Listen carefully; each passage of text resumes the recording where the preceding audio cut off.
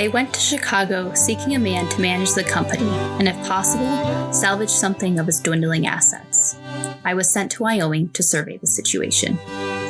Riker Van Meter was headed out to Wyoming to survey a struggling timber cutting operation at the tip of Fremont County, attempting to cut railroad ties out of the national forest. In October 1919, Martin Olson guided me over much of the potential cutting area. The timber was there in abundance, but to me it looked impossible to get out. It seemed scarcely feasible to get ties out by the tributary systems. But Martin said it could be done, and I had a hunch that here was a man whose judgment could be trusted. It was the best hunch I ever had. On the strength of his word, the word of a man I had only just met, I accepted the management of the Wyoming Tie and Timber Company. Van Meter's hunch would serve and benefit him and the company for the next 28 years.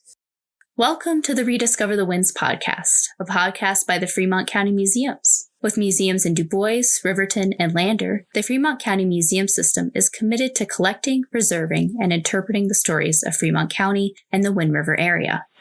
The unique artifacts found at our museums relate the history of central Wyoming with information which, in many cases, can't be found anywhere else.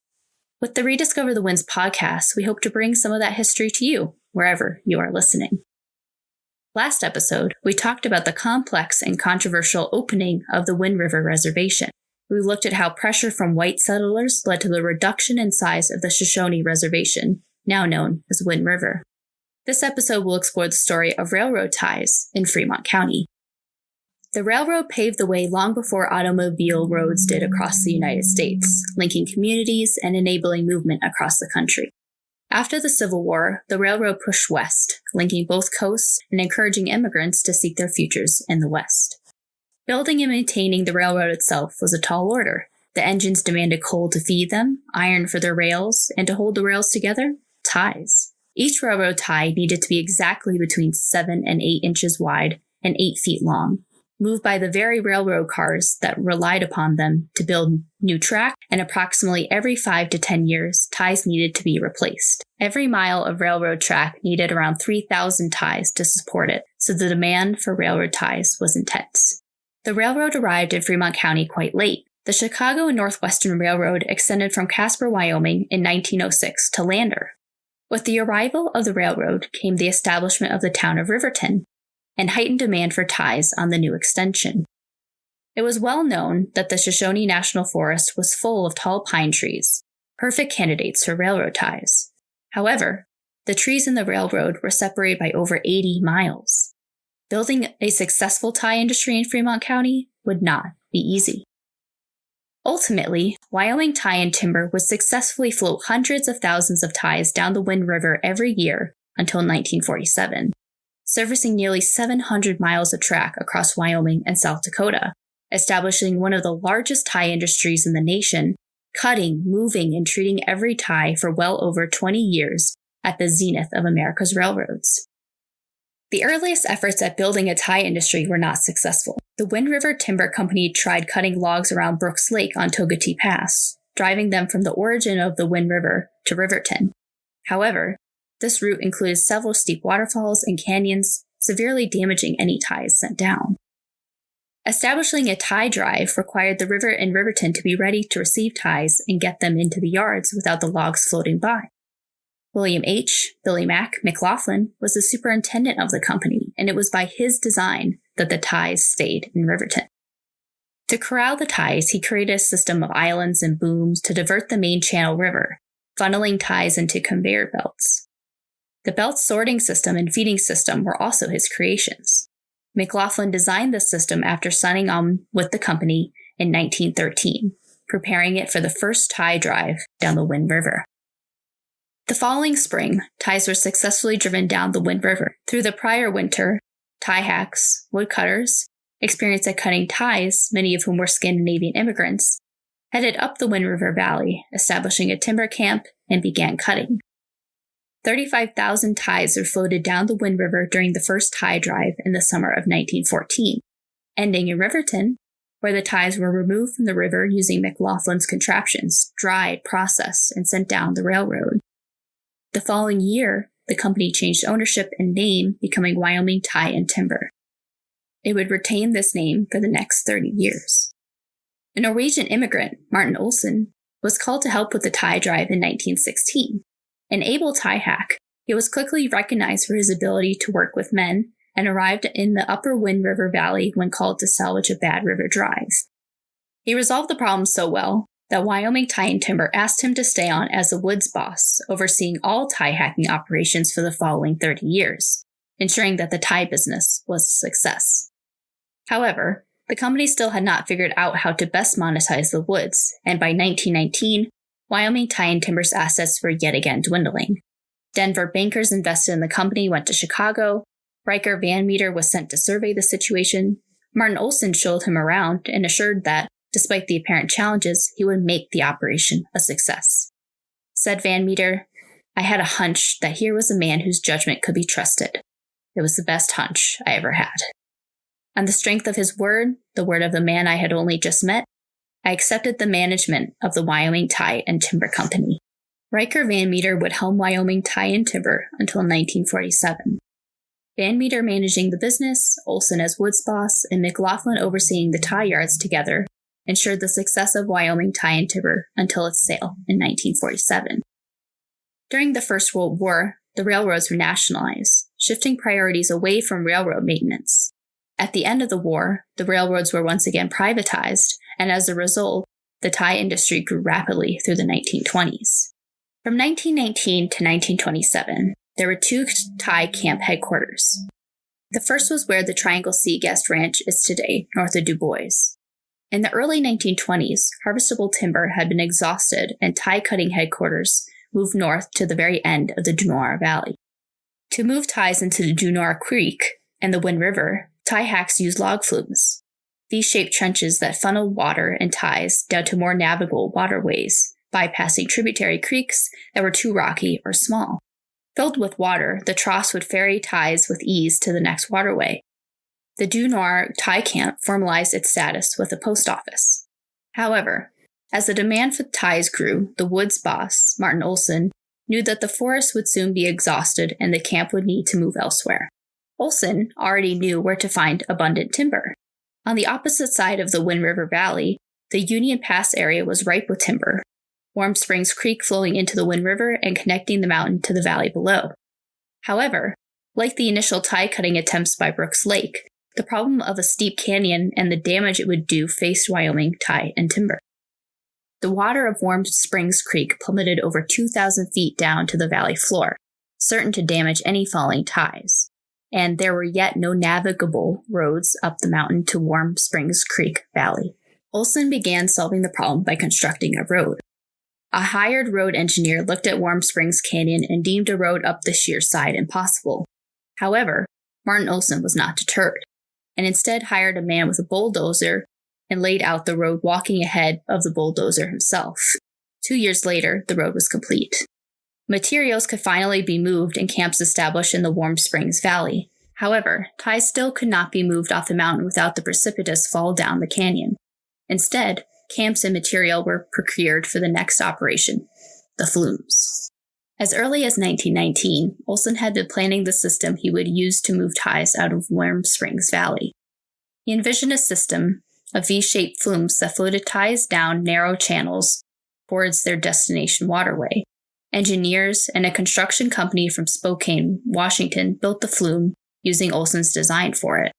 When complete, the flume extended 9 miles, starting 3 miles east of the eventual headquarters, winding through the narrow canyon to drop the ties safely into the Wind River.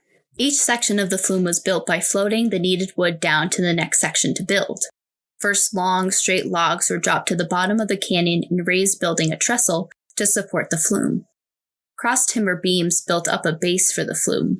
The flume itself was V-shaped, about 5 feet wide at the top, with boards overlapping to form the sides, all secured to a heavy plank base. The cross beams also supported a narrow catwalk for tie drivers to supervise as ties flowed down. In some sections of the canyon, the trestle could not reach high enough.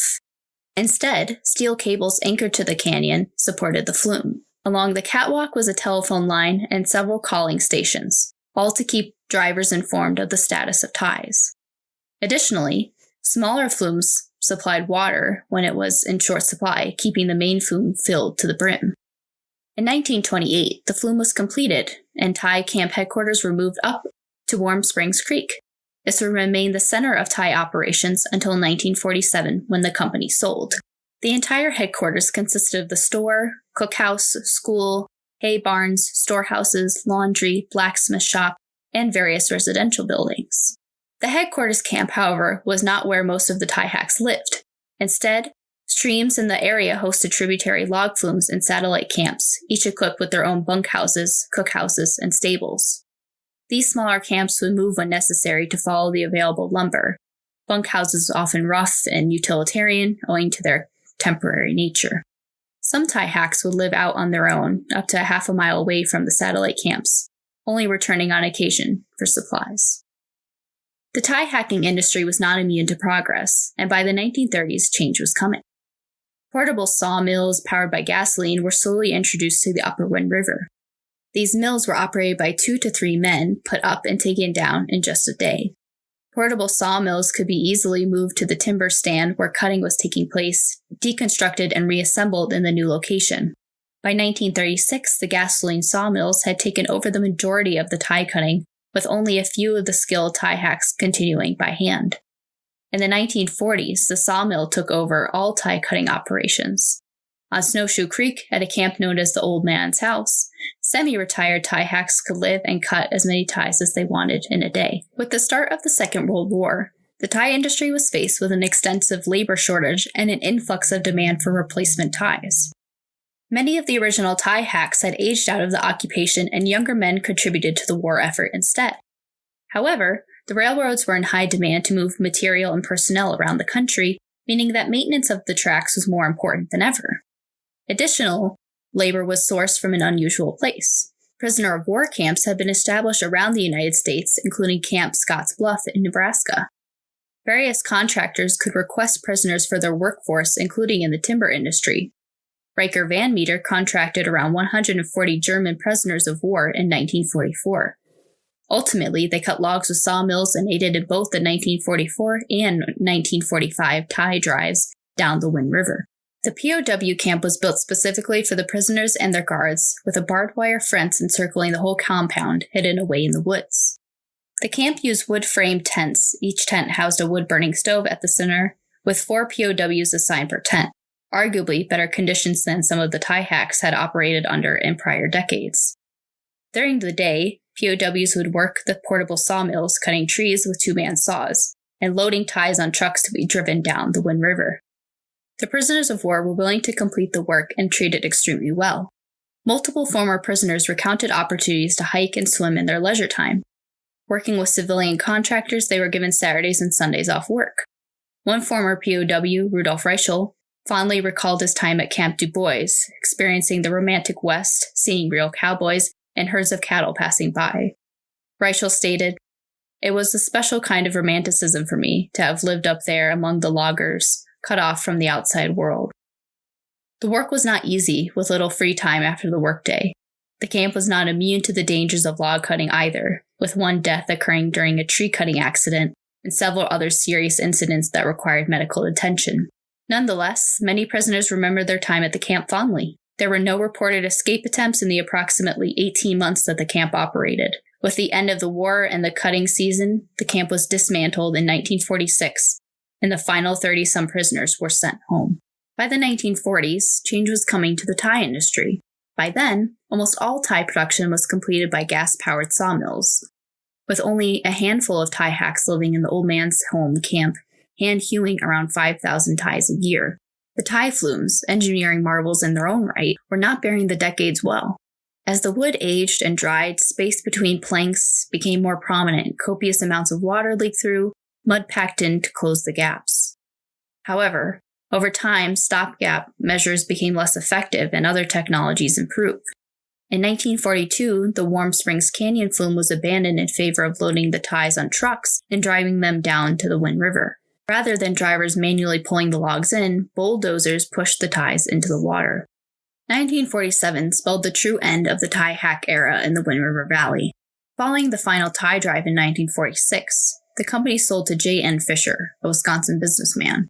He transitioned the operation to be entirely moved by trucks, taking the ties processed by the mechanical sawmills down to Riverton 400 ties at a time. Rather than one large drive each spring, loaded trucks left the cutting areas daily.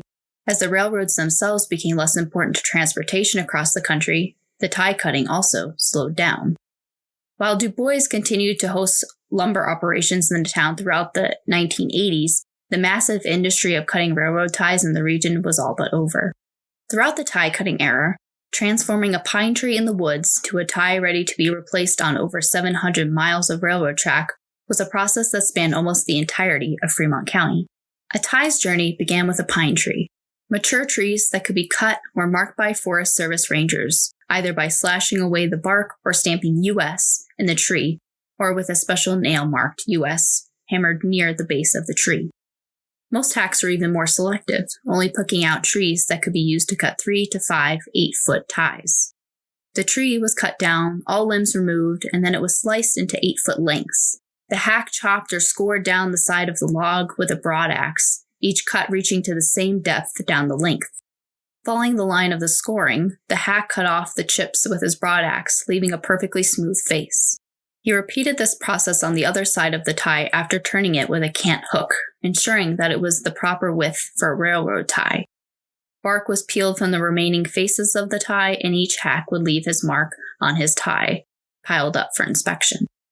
Tie hacks were paid by the ties that they cut, earning from $5 to $9 a day. Accomplished hacks could cut as many as 50 ties a day. The money from tie hacking in the U.S. was very good. So many of the tie hacks, accomplished woodsmen from Scandinavian countries, immigrated to America for the higher wages. Many left families and wives behind. Some hacks saved up to bring their families over, while others remained single, living in the bunkhouse at camp or removed in the woods. Life was isolated, often cut off from contact even by radio or newspaper when the roads were snowed in. However, the tie hack's life was not without fun. Every Christmas, the children attending the schoolhouse at headquarters would perform Dickens's Christmas Carol. Days after this, the cookhouse was transformed into a dance hall that drew visitors from far beyond the tie camps, accompanied by music and strong punch. Entertainment was also had in hunting, fishing, and skiing. Most tie hacks would use handmade wooden skis to get to their cutting sites in the winter, but some had a proclivity for the sport and would refine the skis to move with ease across the snowy landscape. Tie cutting was conducted year-round. For those hand-cutting ties, most of the work was conducted after returning from the tie drive in August through the snowy winter. The POW camp operated seasonally, closing each January before the snow got too deep. As the snow began to melt, everyone watched the water level eagerly. However, it was the woods boss, Martin Olson, who decided when the river was ideal for taking the hundreds of thousands of ties down to Riverton. The tie drive had begun. Tie drivers came from many places. About a third were tie hacks, and the rest of the approximately 90 men required included local workers, college students, and some Arapaho tribal members. In later years, the first order of business was to drive all ties down the Warm Springs Creek flume. Ties would be pushed into flumes deriving from the creeks all around, supervised down to Warm Springs Creek. Once the ties had arrived, drivers would use pike poles, spikes jammed into and held down inside of long wooden poles by metal rings, to turn and usher the ties from a central jam in the creek. Ties were directed into a holding pond, then through a flume gate and down the flume. Tie drivers, or river rats, worked through the jam of ties up the banks. As the ties entered the Warm Springs Creek flume, they took a precipitous dive, rocketing through the canyon. Drivers stood by on the narrow catwalks along the flume, where a telephone wire was also strung. Call boxes placed frequently along the flume. In the event of a break, the flume gate would be closed to mitigate the ties lost to the canyon. After about 3 weeks, all ties were out of Warm Springs Creek and on their way to the Wind River. Traveling along the flume through the caverns under Natural Bridge, where the dripping precipitates have preserved the flume, encasing it in rock, the river stage of the tie drive was ready to start. The drive down the river passed through the town of Du Bois, the Wind River Reservation, and on to Riverton, where the ties were held in by a system of booms and islands. The tie drivers would camp along the river in teepees, the entire operation designed to be as mobile as possible. A lead driver crew, consisting of the most experienced tie drivers and explosions experts, was sent ahead. This crew loosened the most stubborn tie jams on the river, including those that required dynamite to get them free. The main body of tie drivers would work to dislodge any ties that got stuck in smaller jams and push ties down the river that had been stranded on the riverbanks. Using their pike poles to maneuver, the drivers would stand in the river water and yank the ties free of any blockages. At Diversion Dam, ties had to be carefully pushed over the dam spillway. Following the drive crew were 2 men called rear monks, each one manning one side of the river and checking for any missed ties. The ties finally reached Riverton and piled up against the booms there, ready to be unloaded from the river. Many tie drivers would stay on for piling ties. As designed by the superintendent of the tie operation, Billy Mac McLaughlin, the ties were diverted into a channel off the river and moved onto a conveyor chain. There, ties were inspected for size and sorted accordingly. Once sorted, ties would move along the conveyor belts. One man would stand next to the trestle of the belt, picking up ties with a pickeroon and passing it down to the piling team of 2, pulling off and piling a tie every 10 seconds. On a stand of 2 ties, 8 ties were laid crosswise and piled up to 22 rows high. The work was highly coordinated, teams passing off each hour, strategically placed to have 4 teams working per conveyor belt. And this way, 500,000 ties could be piled by a crew of 40 men in just 3 weeks. The ties would sit and dry through the fall and most of the winter. By February or March, the ties could be treated. The tie treatment plant was one of the earliest industries in Riverton, employing around 50 people. The large modern treatment plant that opened in 1935 used zinc chloride to preserve ties until 1948, when creosote was used instead. Tie buckers were men who loaded the ties from the tie yard onto tram cars throughout the treatment process. At the boring mill, holes were bored into the ties to avoid them splitting when railroad spikes were driven in. The treatment plant ran 24 hours a day, treating over 3,500 ties with preservative daily. Once treatment was complete, the tie buckers loaded the finished ties onto railroad cars and sent them on their way. The journey of a railroad tie from being a pine tree in Shoshone National Forest to spiked into the railroad to South Dakota was an involved process, often over a year in the making. Mark Goodman, a former tie driver, stated, "Railroad cross ties are made from living trees standing straight and tall, high up in the mountains." Men who took pride in their work hewed each tie with care. In a sense, each handmade railroad tie represented the hard work and the integrity of the person who fashioned it. Upon noticing the faint axe marks on a tie, I, as a tie driver, piler, sometimes wondered who had made that tie. Railroad ties carried the legacy of all of the hands that touched them, cutting and refining the wood in the forest, the long journey down the Wind River, and the legacies of early industry in treating and preserving the tie. Even with the end of Wyoming Tie and Timber in 1947 and the eventual closure of the Chicago Northwestern Railroad from Casper, traces of the tie industry live on in Fremont County. The Wyoming Tie and Timbers burial plot in Riverton is home to several tie hacks. And at the entryway to Togetee Pass above the site of the first tie camp stands the Tie Hack Memorial.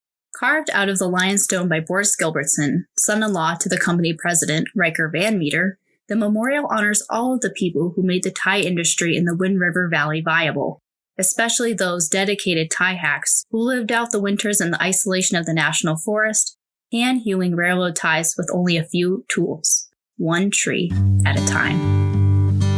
That's it for this episode of the Rediscover the Winds podcast. Next episode will focus even further in. Rediscover the Winds, a Wyoming history podcast, is brought to you in part by the Wind River Cultural Centers Foundation. The WRCCF is a nonprofit organization dedicated to helping Fremont County museums preserve our Wyoming and Wind River cultural and natural history by directly supporting the efforts of the Du Bois Museum, the Pioneer Museum in Lander, and the Riverton Museum. To learn more, visit www.windriverccf.com and help us conserve our past while enriching our present. Thank you.